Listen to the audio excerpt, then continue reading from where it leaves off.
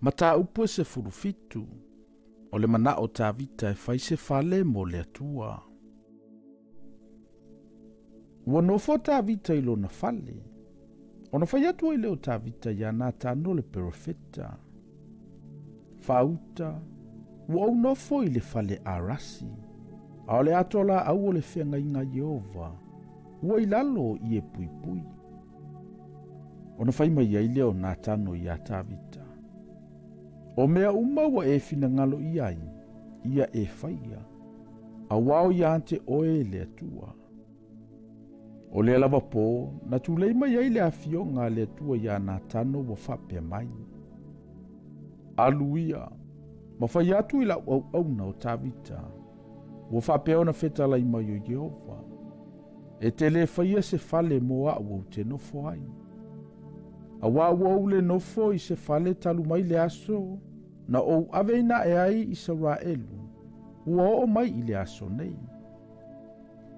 A ua ou iai i lea fale ie ma lea fale ie, o lea malu malu ma lea malu malu. O mea uma na ou fealua iai ma Israelu uma, pena ou fai atua i ea se upu i se tasi faa masino Israelu, na ou poloa i leo leo i lo unu. E whapea, se ale mea tau te le whai e se fale a rasi moa. O le nei foi. Ia whapea na e whai atu ila au na o tavita.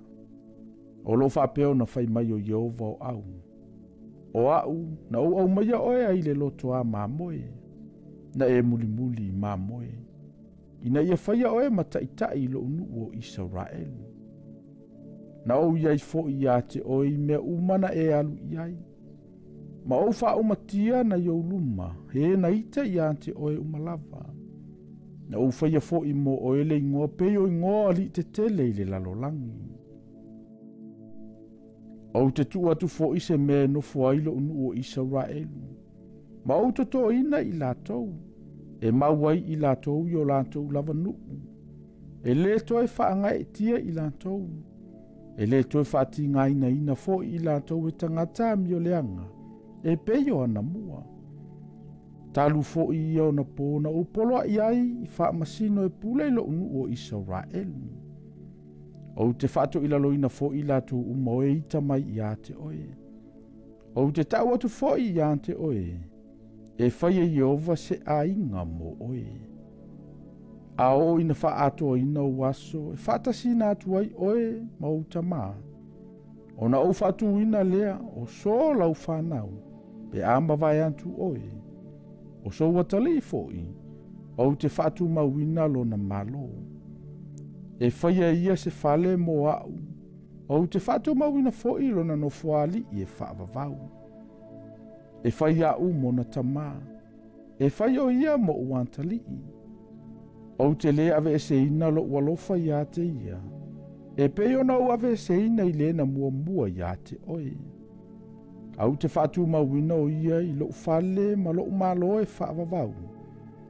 E whatu mawina fo i lo na Nofoali e whaavavau lava. E tusa ma nei upu uma. E tusa ma nei mea uma fo i e whaalia mai. Sa whapeo na tautalantu wai o nā tano ia tā vita. O nā luatu le o le tupu o tavita, ma nofo antu i lumo Jehova.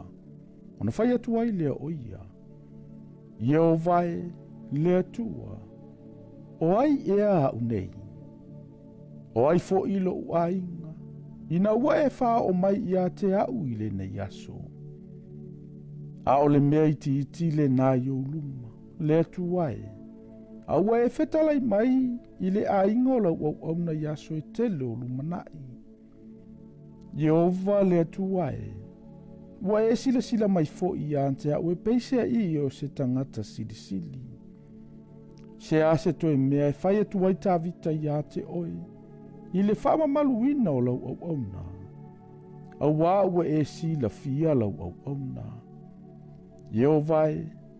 Ua whaia e oe o le nei mea tele uma. I lau whaali mai ia mea te tele uma. Ona o lau au na. E tusa fo'i ma lau lava fina ngalo. Jehova e. e le ai se tu sama oe. E le ai se tua na oe lava. E tu sama mea uma ua whaalongolongo i ai o mātou talinga. O ai ea se tasi nuu i le lalolangi e tu sama lo nuu o Israelu. O le na fio atu aile antua e la vea i e fai mo na lava nuu. E fai mo o ele sua fatele ma le matautia. Ina watu lia o nuu e se i luma o lo nuu. Na lave ina oe na i ai kupito. Na fai e oe o lo nuu o Israelu mo lava nuu e whaavavau. O oe foi, Yeovai, wo fai oe mo lato watua. O le nei Yeovai, ia e whataunuina e whaavavau le mea ue whetalai mai ai lau au auna malona ainga. Ma ia e fai e tusa malau a fionga. Ia whataunuina lava. Ina ia whaamamaluina lo suafa e whaavavau, e whaapea. O Yehova o au o le atua o Israelu. O le atua lava ia Israelu. Ma ia whatu mauina le ainga o tāvita lau au auna i o luma. Awa o oe, lo ua tuai, wa e whaali mai lau au auna e te whaia se ainga mo ia.